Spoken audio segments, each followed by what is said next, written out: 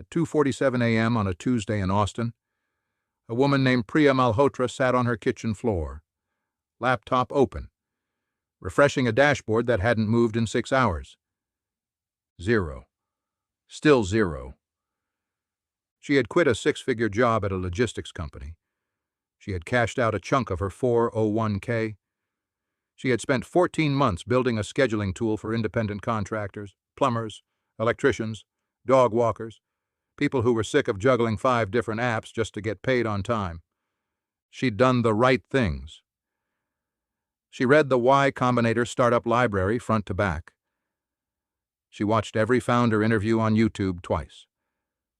She built an MVP in 6 weeks using nothing but AI tools and pure stubbornness. 400 people signed up for early access. 400. On launch day, 9 of them showed up. By the end of the week, 1 was still using it. Here's what nobody tells you about stories like Priya's. They're not rare anymore. They're the new normal. And if you think this is a story about failure, you're not paying close enough attention. This is a story about a trap that is catching smart, capable, hard-working people by the thousands in 2026. And almost none of them see it coming until they're already inside it. So let's talk about the trap. Let's talk about what actually changed.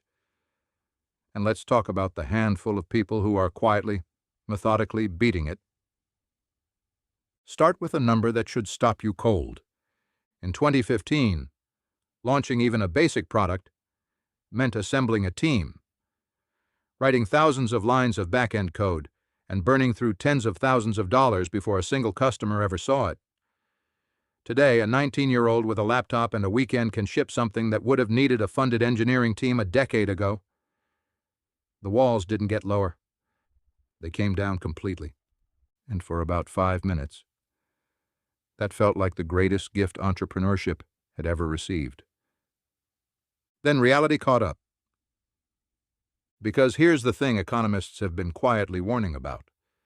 When the cost of entry collapses, the number of people entering doesn't grow steadily. It explodes. Think about what happened to independent music the moment distribution became free. In the early 2000s, a few 100,000 songs were released worldwide each year. Within 2 decades, that number crossed 100 million, according to industry distribution data. More songs than any human could listen to in 40 lifetimes. Meanwhile, human attention, the actual resource being competed for, barely budged. People still only have 24 hours in a day, and most of it is already spoken for. That is exactly what's happening to startups right now, more builders than ever. Same finite amount of trust, attention, and money moving through the economy. Priya wasn't competing with a handful of scheduling apps. She was competing with every notification already fighting for a spot on a stranger's home screen.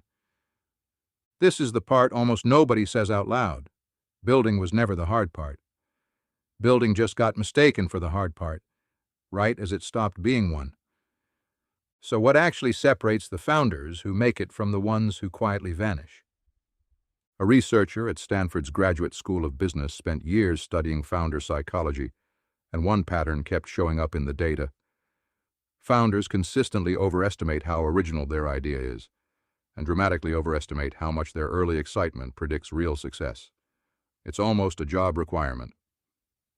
You have to believe, a little irrationally, that your thing matters, or you'd never survive the first brutal year.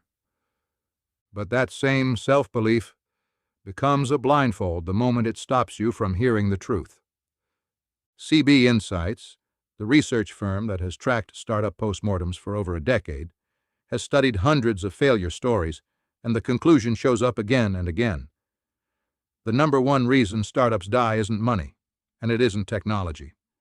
It's building something nobody actually wanted badly enough to pay for. Not nobody could afford it. Not nobody heard about it. Nobody wanted it enough. Priya, to her credit, did something most founders never do. Instead of tweaking her landing page copy for the fourth time, she picked up the phone and called every single person who had signed up and never returned. Not to pitch them. To ask them plainly. Why not? What she heard stung. The problem was real. Contractors genuinely hated their patchwork of scheduling apps. But her tool solved the problem for people managing teams of workers, not the solo plumber trying to survive Tuesday. She'd built the right medicine for the wrong patient. That's the moment psychologists sometimes call the difference between conviction and denial.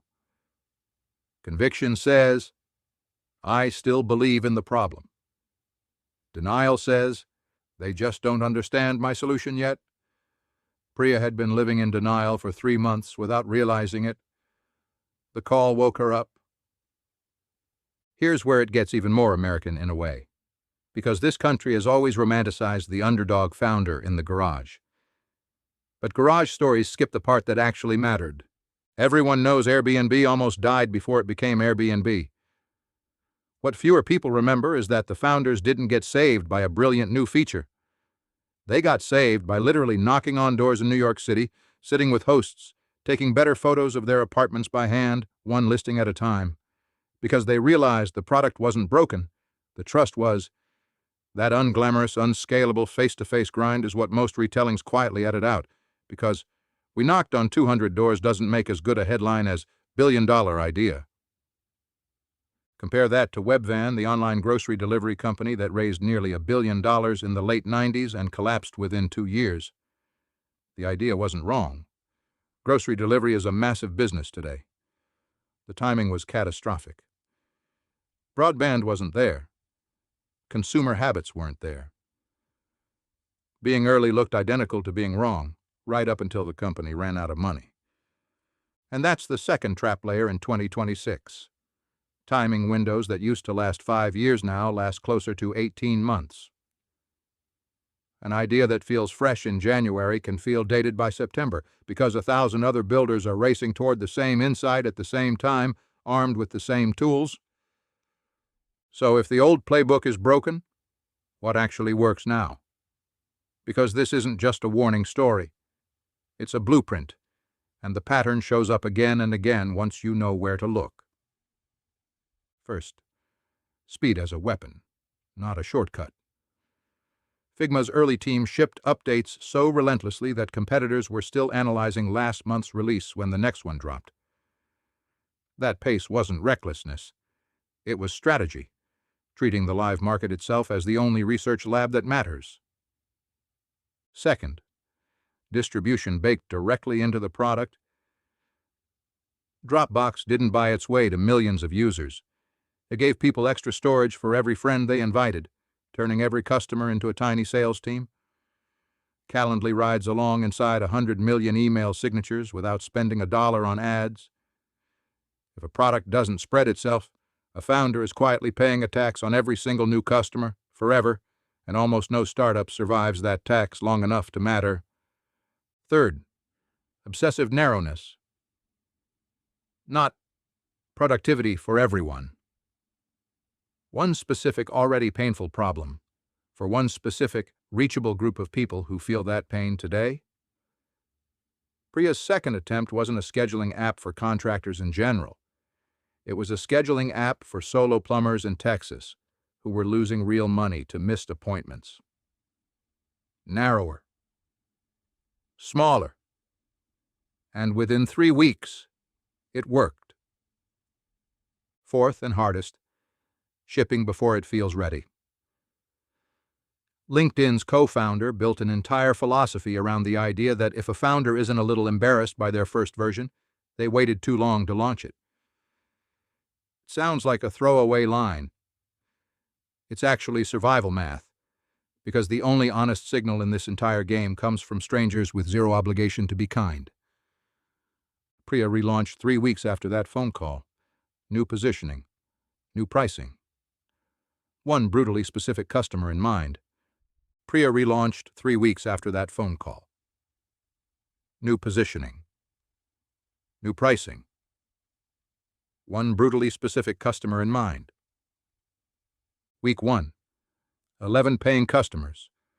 Not a headline number, but real money from real strangers, solving a real problem. By month 3, 64. She didn't get smarter in those 3 weeks. She got honest. With her data, with her users, and with herself. That's really the whole secret hiding underneath every founder story America loves to romanticize. It was never about the idea. It was never even about the tools, which are more powerful now than they've ever been in history.